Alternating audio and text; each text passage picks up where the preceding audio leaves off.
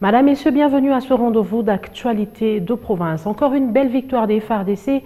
Il s'agit d'une neutralisation de 14 combattants de la coalition Niatura et APCLS et 5 armes récupérées par les forces loyalistes lors des affrontements depuis ce mardi dans la région de Niabiondo en territoire de Massissi. Le Parlement de jeunes de cette région salue les exploits de l'armée congolaise. Johnson Boutaragaza est président de cette structure de jeunes dans ces propos recueillis par Patrick Osialoua.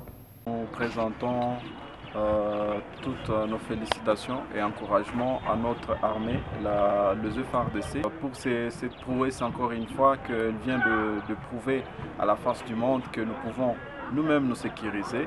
Je pense également qu'à toutes ces bandes négatives qui continuent à semer de la terreur dans beaucoup de territoires de la province, ils doivent comprendre que l'ère n'est plus à la violence, l'ère n'est plus à la guerre. Nous sommes à l'époque où nous devons maintenant réfléchir sur comment construire notre pays.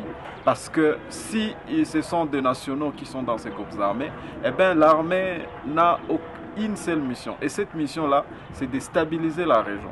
Donc si on se décide d'être ennemi de son propre pays, eh bien les FARDC seront là pour écraser tout le monde sur son passage.